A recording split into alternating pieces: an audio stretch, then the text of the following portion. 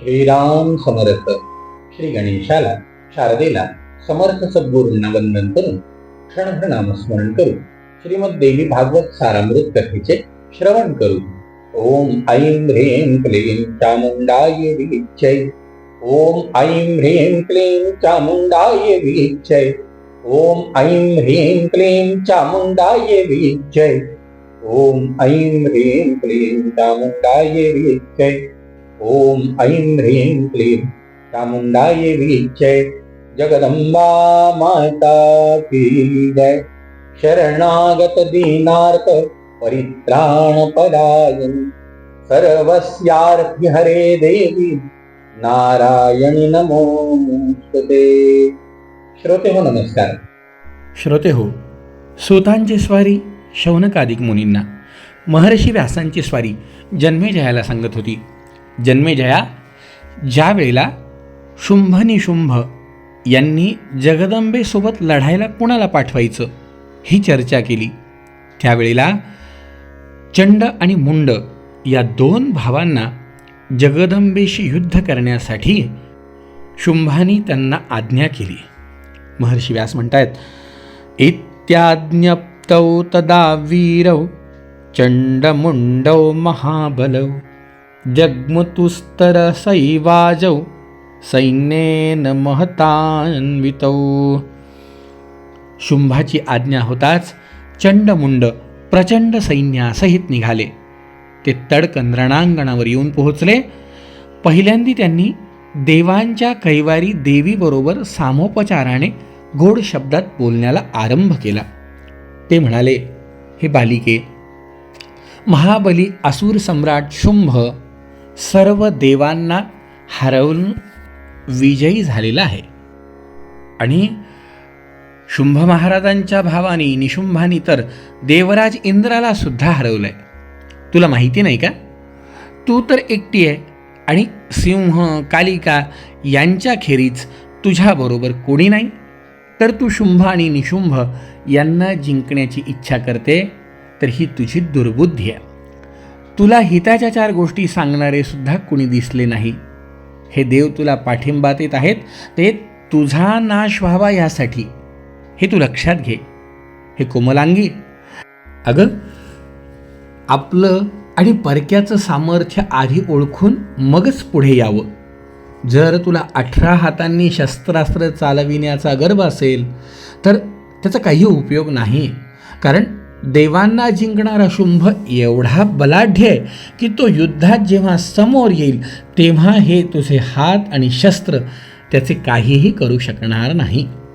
फुकटचे कष्ट मात्र होतील आणि तुझ्या पदरात फळ तर काहीच पडणार नाही.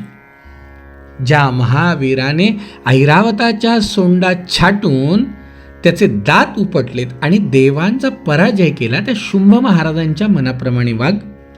हे कांते, तू विनाकारण गर्व करतीये. अगं, थोडं माझं ऐक आणि त्याप्रमाणे वाग. माझं हिताचं बोलणं ऐकशील तर तू सुखी होशील हे निश्चित आहे. तुला खरं सांगू का, शहाणे लोक ज्यामुळे दुःख होईल असं कोणतंही काम करत नाही. उलट ज्यात सुख मिळेल तेच काम ते करतात. तेव्हा हे मधुर भाषेनी तू चतुर आहेस. तेव्हा शुंभ महाराजांनी सर्व देवांचे मर्दन करून आपले सामर्थ्य किती वाढवले आहे हे तू एकदा समक्ष येऊन बघ. प्रत्यक्ष दिसणारी गोष्ट न मांडता तर्कावर विश्वासून बुद्धिवादी राहत नसतात. महर्षी व्यास सांगतात, जन्मेजया, हे चंड आणि मुंड जगदंबेला वारंवार समजावून सांगत होते की तुझं हित याच्यात आहे की तू शुंभ महाराजांचा स्वीकार कर. युद्धात अजिंक्य असा शुंभ देवांचा वैरी आहे आणि म्हणूनच पिडल्या गेलेल्या देवांनी तुला पुढे केलंय. तू कशाला देवांच्या नादी लागली आहे? अगं, देवांना तर त्यांचा स्वार्थ साधायचा आहे म्हणून त्यांनी तुला बळीचा बकरा केलंय. यामध्ये तुझा बळी जाईल. अगं सुहासिनी, त्या देवांच्या गोडगोड बोलण्यामुळे तू फार फसत चालली आहे. देवांनी त्यांचे काम परस्पर साधावे म्हणून हा डाव रचलाय. कामापुरता मित्र कोण आणि हितकारक मित्र कोण हे ओळखून त्यालाच जवळ केलं पाहिजे. मी वारंवार तुला तुझ्या हिताची गोष्ट सांगतोय. यांनी तुझा घात होणार नाही, यांनी तुझी फसवेगिरी होणार नाही, कारण देवांनी तुला चक्क फसवून पाठवलंय. आणि हे बघ, शुंभ देवांना जिंकून त्रैलोक्याचा अधिपती झालाय. शिवाय तो शूर आहे, सौंदर्यवान आहे, चतुर आहे. अगं, सगळे काही गुण त्याच्यामध्ये आहेत. तू त्यालाच पसंत करावं हे मी तुला पुन्हा एकदा सांगतो. त्रैलोक्यात जे ऐश्वर्य आहे ते यामुळेच तुला सहज प्राप्त होईल. म्हणून तू नीट विचार कर आणि मग पुढे ठरव काय करायचे ते. पण मी तुला पुन्हा एकदा सांगेल की तू शुंभ महाराजांचा स्वीकार करावा. महर्षी व्यासांची स्वारी म्हणतीये, चंडाचं म्हणणं ऐकून जगदंबा त्याला म्हणायला लागली, गच्छ जाल्ममृषा किन्त्वं भाषसे वंचकं वचः त्यक्त्वा हरिहरादिंश्च शुंभं कस्मात् भजे पतिम्. अरे चंडा, जा ढोंग्या, अरे उगीच खोट्या नाट्या गोष्टी काय सांगतोय? मुकाट्याने इथून चालता हो. हरिहर यांच्या सारख्यांना सोडून मी शुंभाला कशी काय वर येईन? अरे मूर्खा, मला पती करणे अशी काही कर्तव्य नाही. मीच स्वतः या जगातील एकूण एक प्राण्यांचे पोषण करणारी स्वामी आहे. या शुंभासारखे आणि निशुंभासारखे हजारो दानव मी युगानयुगे पाहत आली आहे. आणि हा, युगायुगांतरी शेकडो देव नष्ट झाले, मी आहे. तुला सांगते, अनेक युग मी जे दैत्य पाहिले त्यांचा मी नाश केलाय. आता पुन्हा दैत्यांच्या विनाशाची वेळ जवळ आलेली आहे. त्यांचा विनाश अटळ आहे. तेव्हा तुझे सर्व प्रयत्न निष्फळ आहेत. तू बुद्धिमान वाटतोय म्हणून युद्ध कर आणि क्षात्र धर्माचं पालन कर. नाही तर सरळ पाताळात निघून जा. हे बघ, तुला खरं सांगते, जगदंबा म्हणते, पुन्हा पुन्हा सांगते, मरण तर चुकणार नाही, पण निदान रणांगणात मेलास तर वीर गती मिळून तुझी कीर्ती सुद्धा होईल. दुष्ट शुंभ आणि निशुंभाशी तुला काय करायचंय? हे बघ, वीरासारखा युद्धात मेलास तर स्वर्गात जाशील. शुंभ आणि निशुंभ आणि तुझे सर्व ज्ञाती बांधव नंतर इथेच येतील. मूर्खा, आज मी सर्व दानवांचा संहार करणारच आहे. तेव्हा खिन्न न होता युद्धाला उभा राहा. तुझा आणि तुझ्या भावाचा आधी समाचार घेते आणि नंतर मदोन्मत्त रक्तबीज, निशुंभ, शुंभ सगळ्याच दानवांचा युद्धात बळी घेऊन मग स्वर्गात जाते. आता युद्ध तरी कर, नाहीतर पाठ दाखवून पळून तरी जा. उगीचच रिकामी चेष्टा करू नको. विनाकारण भ्याडासारखी बडबड करून काय फायदा होणार आहे? खरं तर तू युद्धाला घाबरलाय असं मला वाटतंय. तेव्हा तुझी वटवट थांबव आणि शस्त्रास्त्र उचलून युद्धाची सुरुवात कर. महर्षी व्यास म्हणतायत, देवीचं तसलं उपरोधिक बोलणं ऐकून चंडमुंड रागवले आणि त्यांनी आपापल्या धनुष्यांच्या दोऱ्यांचा टणत्कार केला. जगदंबेने सुद्धा अगदी त्याला प्रत्युत्तर देण्यासाठी म्हणून शंखध्वनी केला. त्याने दशदिशा भरवून गेल्या. त्याच समयी सिंहाने अतिभयंकर गर्जना केली. त्या आवाजाने इंद्र आदी देव, सिद्धमुनी, यक्ष, गंधर्व, किन्नरांना अत्यानंद झाला. त्यानंतर बाण, तलवार आणि गदा यांच्या सहाय्याने हृदयात धडकी भरेल असे भयंकर युद्ध चंडिका आणि चंड या दोघांमध्ये सुरू झाले. चंडिकेने उग्रावतार धारण केला आणि चंडाने सोडलेले सर्व बाण तोडून सापासारखे बाण त्याच्यावर मारले. मग त्या दोघांनी एकमेकांवर एवढे असंख्य बाण सोडले राजा, की ज्याप्रमाणे शेतकऱ्यांच्या भय वाटणारी टोळधाड आकाश झाकून टाकते त्याप्रमाणे आकाश बाणांनी झाकल्या गेलं. नेमक्या अशाच वेळी भयंकर असा मुंड सुद्धा युद्धात उतरला. आणि वेगाने शरसंधान करू लागला. त्याचे शरवर्षाव कौशल्य पाहून अंबिकेला आणखीनच कोप चढला. तिचा चेहरा रागाने काळा निळा झाला. भुवया वाकड्या होऊन उंचावल्या व नेत्र निखाऱ्यांप्रमाणे लाल बुंद करून तिच्या भुवयांच्या मधून काली उत्पन्न झाली. तिचे वस्त्र वाघाच्या कातड्याप्रमाणे होते. चेहरा भयानक होता.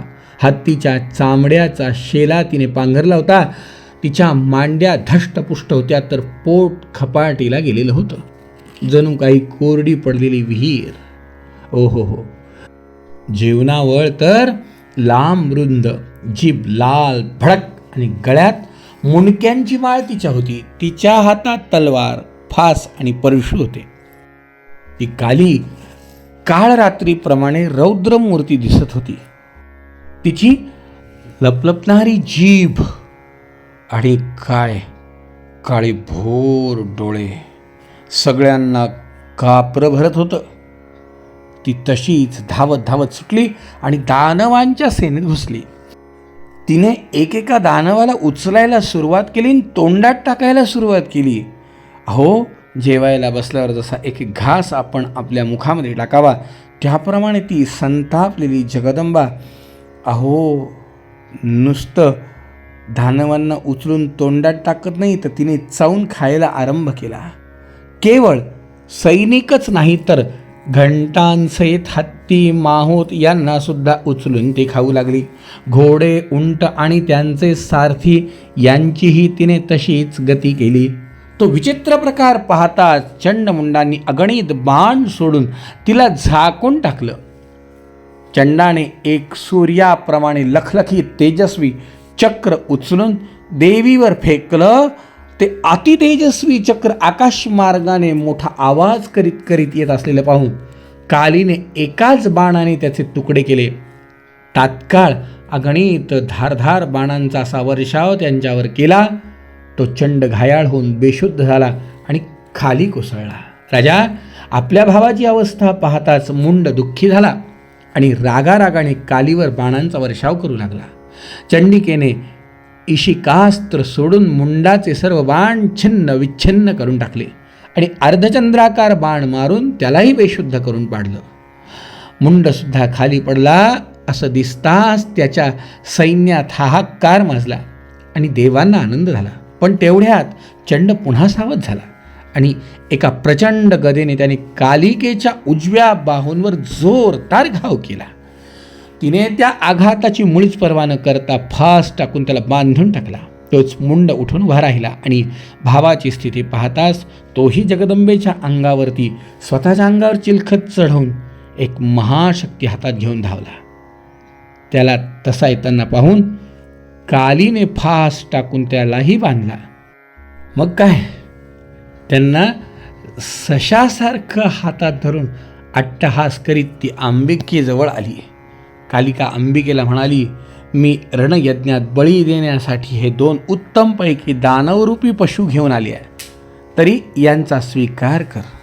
जाळ्यात सापडलेल्या लांडग्यांप्रमाणे त्यांना पाहून अंबिका म्हणाली, हे रणप्रिये, तू चतुर आहेस तेव्हा यांची हिंसा करू नको, पण यांना सोडणारही नाही.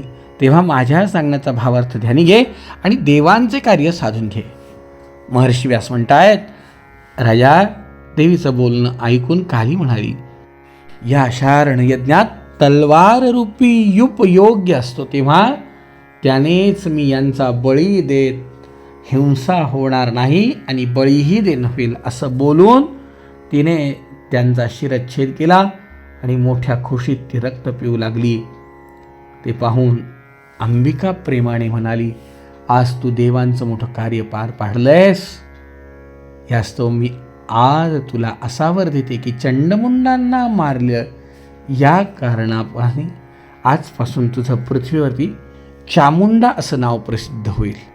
मग पुढे काय कथा झाली आणि कशा प्रकारे ऐकूया उद्याच्या भागामध्ये. जय जय रघुवीर समर्थ.